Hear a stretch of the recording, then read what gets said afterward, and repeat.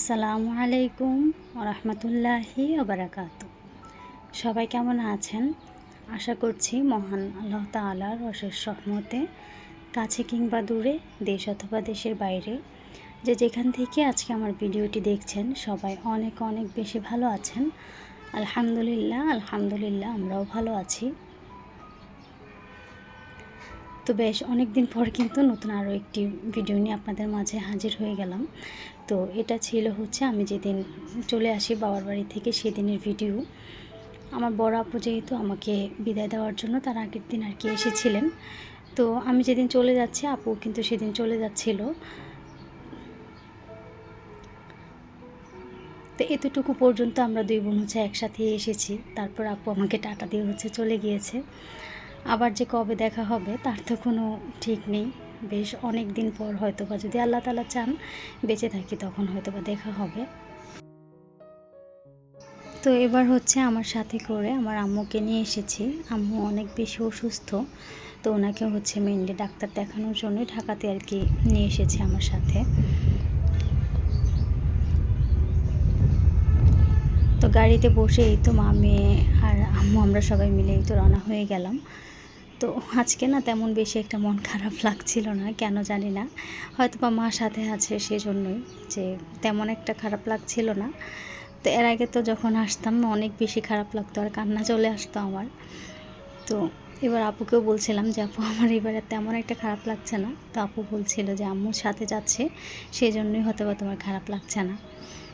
তো এটা হতেও পারে। তো এই কয়দিন আম্মুকে নিয়ে ডাক্তার দেখানো, তারপর আমার আম্মু অনেক বেশি অসুস্থ। সবাই আমার আম্মুর জন্য অনেক অনেক বেশি করে দোয়া করবেন, আল্লাহ যেন আমার আম্মুকে তাড়াতাড়ি সুস্থতা দান করেন।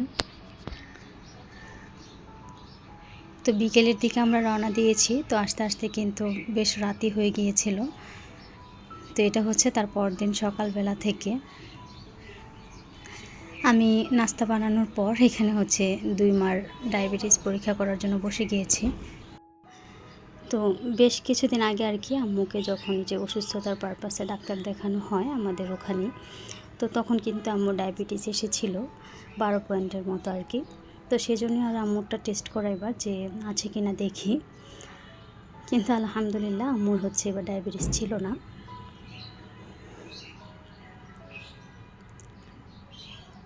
আর মায়ের কথা কী বা বলবো, মার তো সবসময় ডায়াবেটিস আর কমতেই চায় না। এই যে এখন খালি পেটেই ওনার 11 এসেছে। তো উনি রেগুলার ইনসুলিন নিতেই হয়, ওটা একদম বাদ দেওয়াই যায় না। মেবি 2-3 দিন গ্যাপ রেখেছিল, সেজন্য এখন আরও বেড়ে গিয়েছে। তো এখন যখন আমি ভয়েসটা দিচ্ছি, এটা তো বেশ অনেক দিন আগের ভিডিও ছিল। এখন কিন্তু মায়ের ডায়াবেটিস প্রায় 25-26-এর মতো। তো আমাদের গাছে এবারও একটা আম এসেছে। তো সেই আমটা বাবা পারবে করে পারা হয়নি। আর উনি রেখে দিয়েছিল ওনার নাতনি আসবে, তারপর তাকে নিয়ে আমটা পারবেন, এটাই ওনার ইচ্ছা ছিল। তো আমরা তো আস্তে আস্তে কালকে অনেক বেশি রাত হয়ে গিয়েছে। তো ভোর হতে না হতেই নাতনিকে ঘুম থেকে উঠিয়ে এখন চলে এসেছে আমটা পাড়ার জন্য। একটাই আম এসেছে, তো সেজন্যই ওনার আনন্দটা যে নাতনিকে নিয়ে পারবো একসাথে। রাইসা এগুলো অনেক বেশি পছন্দ করেন।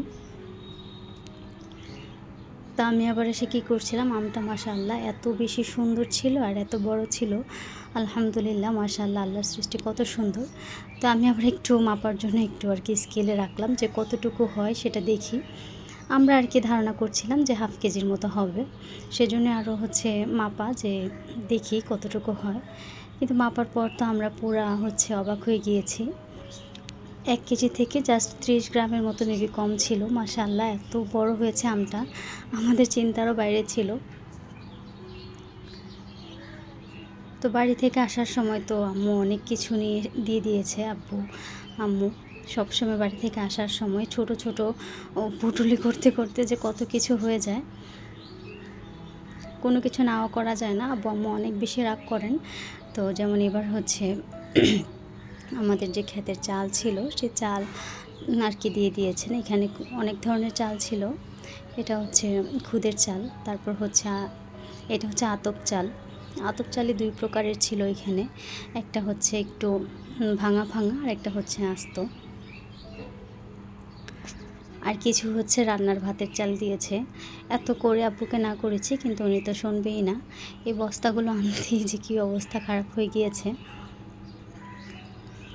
তারপর হচ্ছে আমাদের গাভীর দুধ, আর হচ্ছে আমাদের গাছের নারিকেল, আর আব্বু যে কুরবানির মাংস, মানে মনে হয় যেন আমরা কুরবানি দেইনি, উনি আমাদের জন্য মাংস রেখে দিয়েছে।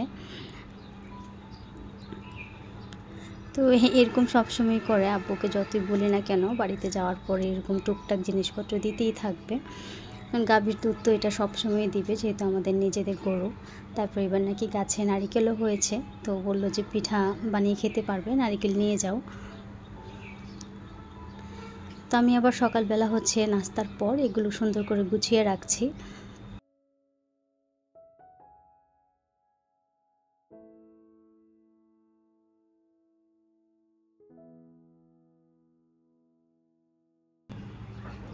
তো চালগুলো গোছানো শেষ করে যে দুধটা নিয়ে এসেছিল, তো ওটা হচ্ছে আমি একসাথে সবগুলো জাল করে নিচ্ছি।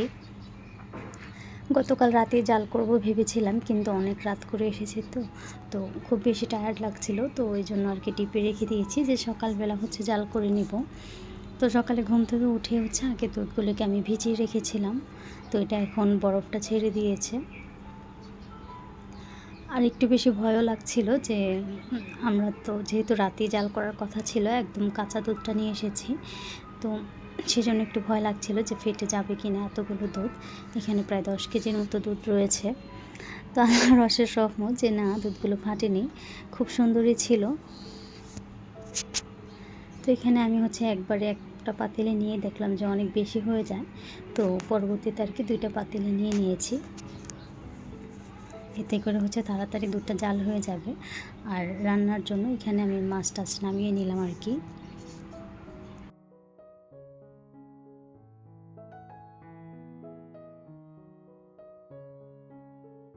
গরমের মধ্যে রান্না করতে যেহেতু অনেক বেশি কষ্ট হয়, তো সেই জন্য বাবা হচ্ছে এখানে একটা ফ্যান লাগিয়ে দিয়েছে। এটা হচ্ছে আমার ঘরে ছিল অ্যাডজাস্ট ফ্যানটা, তো সেখানে বেশি একটা কাজে লাগে না, তো সেই জন্য ওটাকে এনে হচ্ছে উল্টিয়ে রান্নাঘরে সেট করে দিয়েছে। তো বাড়ি থেকে আসার পর সিঙ্ক আর রান্নাঘরটা তো আমার সবচেয়ে বেশি পছন্দের জায়গা, তো এটা একটু নোংরা ছিল, তো ওগুলোকে আর কি আমি রান্নাবান্না শেষ করে একসাথে সব কিছু একদম ক্লিন করে নিয়েছি নিজের মন মতো করে আর কি। তো এখন হচ্ছে একটু শান্তি লাগছিল যে সব কিছু পরিষ্কার করে নিয়েছি। সব কিছু একদম পরিষ্কার চকচকে থাকলে আমার কাছে দেখতে অনেক বেশি ভালো লাগে। আর এই সময়টা আর কি, মানে এই জায়গাটাতে যেহেতু আমার দিনের অনেকটা সময় কাটে, তো এটা পরিষ্কার রাখাটা আমার কাছে বেশি গুরুত্বপূর্ণ। তো আমার কিন্তু রান্নাবান্নাও শেষ। এখানে গরুর মাংস আর হচ্ছে মাছ, ডাল, ভাজি রান্না করে নিয়েছি। তো আজকে যারা এখনও পর্যন্ত আমার ভিডিওটি দেখছেন, আশা করছি আমার ভিডিওটি আপনাদের কাছে ভালো লেগেছে। তো যদি ভিডিওটি ভালো লেগে থাকে তাহলে ছোট্ট একটা রিকোয়েস্ট থাকবে, প্লিজ ভিডিওতে একটা লাইক দিয়ে আমার চ্যানেলটিকে সাবস্ক্রাইব করে আমার পাশেই থাকবেন। আর যদি আমার ফেসবুক পেজ থেকে দেখে থাকেন তাহলে পেজটাকে ফলো করার অনুরোধ রইল।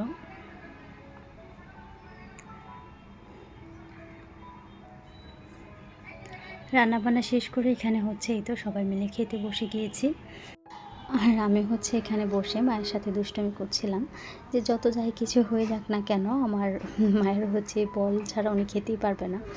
তো বলছিলাম যে যেহেতু আমি মাঝে মধ্যে বলি আর কি, যেহেতু ভিডিও করি আপনি একটু প্লেটে খেতে বসেন, কিন্তু না, উনি বল ছাড়া উনি খেতেই পারে না। তো সেটা একটু দুষ্টুমি করে বলছিলাম আর কি। তো এই বলে খাবার দিলে না দিলে নাকি ওনার কাছে আর কি পেটটা ভরে না, মনে হয় যেন আমার পেট ভরেনি। তো সেই জন্য আর কী করবো, প্লেটে না দিয়ে ওনাকে আমি ওনার পছন্দের বলেই দিয়েছি খেতে। তো সেটাই দুষ্টুম করে বলছিলাম। তো সকালে যে দুধটা জাল করেছি সেটাকে ঠান্ডা করে আমি হচ্ছে এরকম ছোট ছোট করে পলি করে নিয়েছি। এখন এগুলোকে সবগুলোকে হচ্ছে আমি ডিপ ফ্রিজে রেখে দিচ্ছি।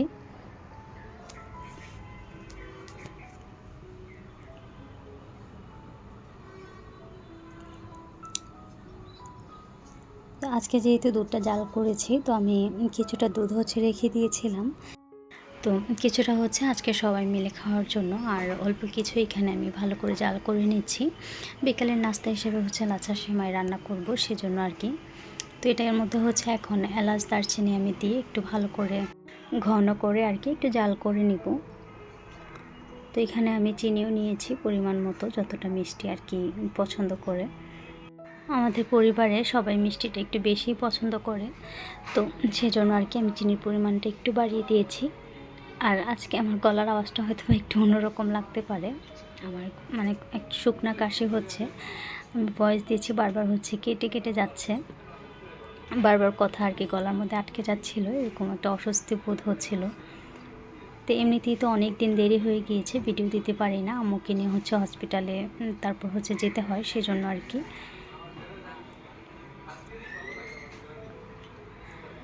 এর মধ্যে আমার হচ্ছে ঠান্ডা গরম দুইটা মিলিয়ে গলাটা একটু বসে গিয়েছে, তো বারবার সেই জন্য কথা আটকে যাচ্ছিল। তো সেমাইটাকে হচ্ছে আমি তো রান্না করে নিয়েছি, মানে দুধটাকে ঠান্ডা করে নিয়েছি আর কি।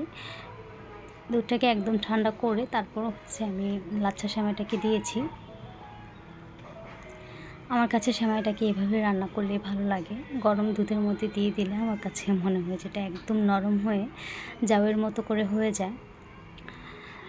তো সেজন্য আর কি এভাবে দিই, আর উপর থেকে আরও কিছুটা হচ্ছে আমি সেমাই দিয়ে দিচ্ছি, এটা হচ্ছে একটু সুন্দর দেখার জন্য আর কি। আর এভাবে দিলে খেতেও কিন্তু ভালো লাগে, একটা মচমচা ভাব আসে, তো ওইটা আমার খুব বেশি পছন্দ, এরকম দুধের সাথে একটু করে মিশিয়ে মিশিয়ে খাওয়াটা।